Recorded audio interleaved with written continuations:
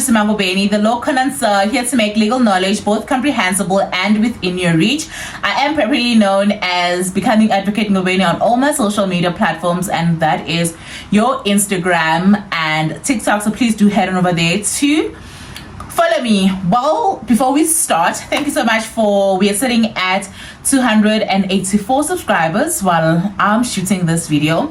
I'd like to say thank you to everyone that has supported me this far, and I really hope that the information that I'm sharing is really helpful to you guys. What I want to share today, like genuinely what I'm sharing today, is the 7th episode of the Pupillage Survival Kit, and today we're going to be talking about oral. So I had a civil procedure oral as well as a criminal procedure oral. I'm going to be telling you how I studied for those orals, as well as the do's, the don'ts, and what happens when you get your oral. I had my oral with the GCB, however I didn't get my oral with the LPC because I passed everything. Yes, however, I'm grateful that I made it to the other side, but I'm also grateful that I got an experience of what an oral exam is like. Hence, I'm here and I'm sharing the journey for you guys in case you find yourself having an oral next year, 2 years from now. You can always watch this video and you will know what exactly to expect. So like I said, I did not have a LPC oral because I passed all my 5 exams there. I just had GCB orals, which is my criminal procedure and my civil procedure. First things first, orals happen, okay? Do not let it take your self-esteem down. Do not let it destroy you. Should you ever get a call or should your marks come out and you find that you've got orals, please do not feel disheartened. It happens to the best of us. And also, there's a lot of advocates that are practicing right now that had orals and that have very successful practices. So you having an oral does not dictate how successful your practice will be, or basically the fact that you do not know criminal law, or do not know criminal procedure, or you do not know ethics, or you do not know motions. It just means that with the questions that they asked, you do not answer to the standard that they wanted you to, or you didn't know that part of the law, and that is okay. It is a second chance for you to go learn those things. So first things first, how you study for orals is that you sit with your past question paper. You will receive your question paper as you leave the exam room. So take that question paper, you sit down and you answer it correctly this time. So every question, make sure you answer it correctly and you go through it. If there is some, usually at the GCB or at the JSA rather, you will have advocates who will hold sessions where they take you through what you should have answered in that paper or what the correct answer is. Please take advantage of those. Go there, answer it yourself though. Also answer it yourself, and then go there and you'll have an advocate take you through what the answers should have been like. And honestly, that is very, very helpful, right? So that is number one. Go through the past question paper. So that's how you're going to be preparing for your oral. So they tell you that you have an oral. So this doesn't matter if it's LPC or GCB. Go through your past question paper. That is where you start, because that's where you went wrong. So know that part of the law before you actually go into the exam room. Then number 2, how I studied was that I printed out the CPA, Criminal Procedure Act, and I had Erasmus.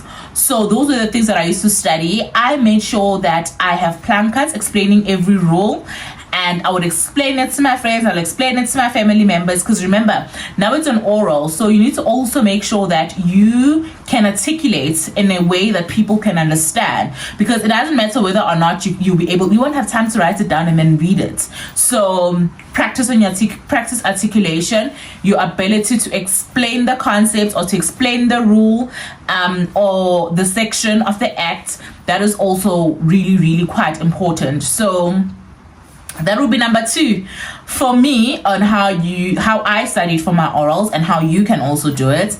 And then number 3 is that I had my friends who were also doing orals and would quiz each other and discuss it. That helped so much, because then you feel like you're not alone. You've got the emotional support and you also have got the academic support. So if you do have friends, you do have colleagues that have orals of the same module as you, please also prepare with them for your orals. It's honestly going to it's honestly going to help you. Then the fourth one, another thing that I did is that I had a mock oral exam. So what a mock oral exam is, it's either you can ask your mentor or any other member of the bar, any other advocate, to say, hey, if you have time, can I please have maybe 30 minutes of your time, and I can then you can then ask me questions about this particular module, and I can try answer you, and then you'll tell me how I'm answering, where I should improve and where I should focus on some more. That is honestly helpful. It is honestly helpful, guys. Please do take advantage of that opportunity. Should you get it, run with it, because it'll help you with articulation. It will help you to be more confident to speak, and you won't feel like you're doing it for the first time when you are now in your oral exam. You honestly will not feel like you're doing it for the first time. So it's going to run smoothly, it's going to run smoothly. So those are the 4 things that I did. And the 5th one, I don't advise it, but I did it. I pulled an all-nighter. I realized that I didn't have enough time to cover everything for both these orals that I'm having. So I was not willing to sleep. So I didn't sleep that night before. I literally was at Chambers, and I studied the whole night, went to showered at Chambers, because there's showers at Chambers, went to shower, went straight to JSA to do my oral. That's what I did, and I do not regret it. I'm here. I passed. So I've gotten the results that I wanted. But if you are someone that can't deal with that pressure, please do take the rest. The rest is very important. Fun enough, I didn't forget anything when I had to speak. I literally didn't forget anything. So the one thing that was the question that was kind of confusing for me, I'll explain it just a bit later, but for me it did help. So those are the 5 things that I did, and that's how I would say prepare. That's the 5th one. I'm telling you, I've got my reservation on that one. So please rest. If you can sleep night before and get your 8 hours of sleep so that your mind can be functioning, do that. But for some of us who are monster drinkers, and us who function, who like our capacity for functioning is an all-time high when we're under pressure, pull that all-nighter. It'll work for you. So what happens with the oral? So basically with an oral exam, you'll get a call.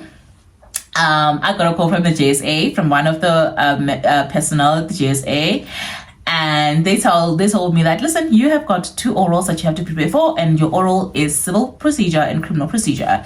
And I was like, okay. Then they were like, okay, you need to be at the JSA at 8 o'clock.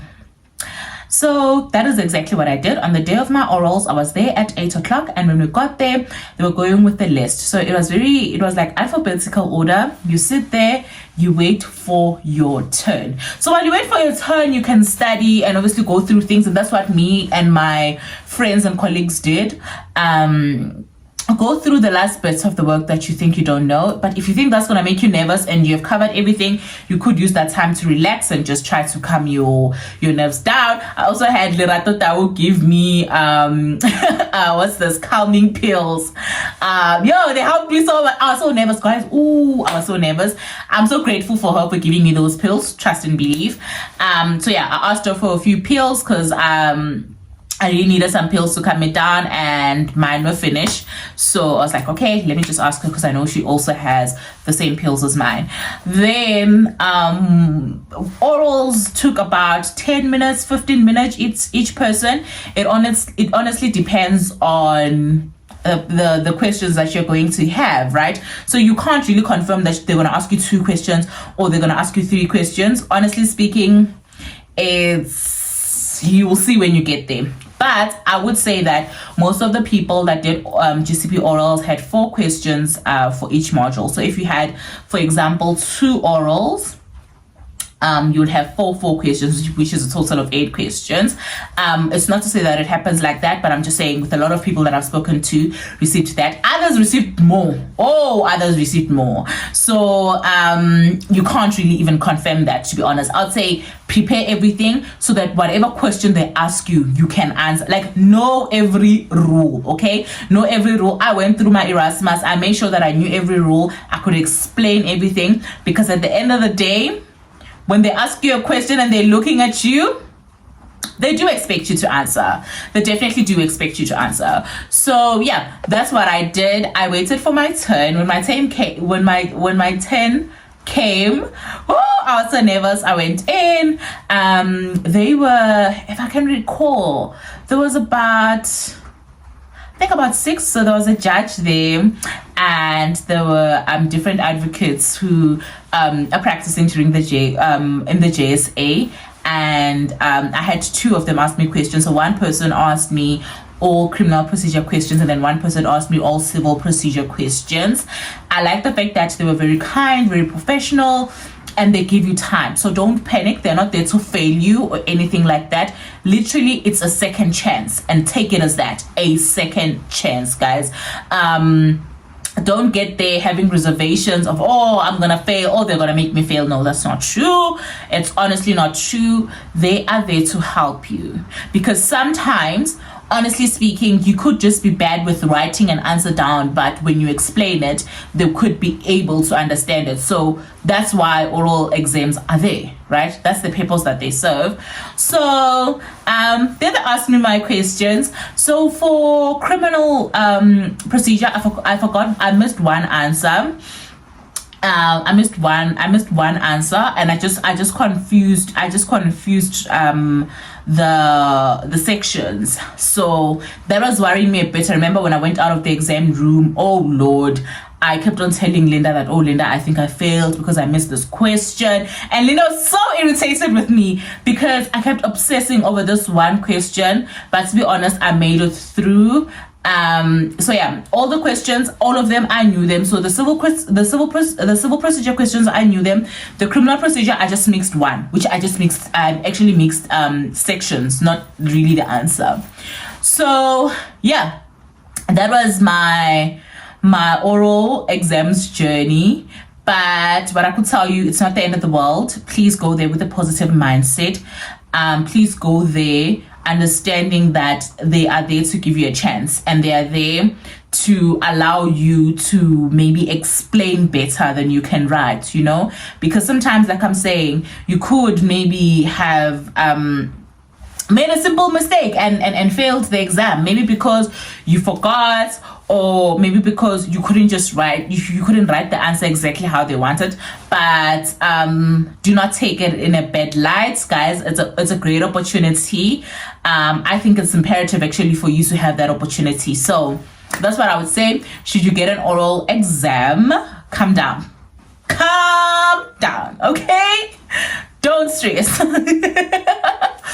Don't stress. You will make it through. You will succeed. So yeah, that is my oral exams journey and the advices that I have for you. I'd like to say thank you so much for the 284 subscribers that we have at the moment. I am honestly grateful. Guys, could you please share this YouTube page with people that you know are doing pupillage with law student? Literally, I'm planning that this must become a law student hub. Yes, now and then I will share like a little bit of personal things, but it is like a very law-based YouTube channel. So yeah, it is a pleasure to share this with you. Tomorrow it will be episode 8. Tomorrow it is going to be episode 8, and episode 8 we are dealing with balancing your life during pupillage. I think that there's more to life than pupillage. I think that for you not to sink and for you not to burn out, it is important that you balance your family life, your friends, and everything. Because at the end of the day, where you draw your strengths could be with your family members, and you genuinely don't want to miss that. So that would be my advice for tomorrow, and I'll give you guys ideas of how I went about it. The ninth episode will be things I wish I knew before I did my pupillage. Then after that, we are going to have to wait for the 10th one. The 10th episode, unfortunately, I'm not telling you because it is a surprise. It is a surprise. So do subscribe. Do subscribe so that you guys can get the 10th episode. But the 10th episode will air in Jan. So please set your notification button so that you don't miss the 10 episodes, because the 10th episode is going to be an amazing one. I have something wonderful planned for you. But yeah, we are basically left with 2 episodes for December. Then the other one we are going to see it, which is the 10th and final episode. We are going to see it in Jan. Yeah, thank you so much for watching. I appreciate it and I'm thankful.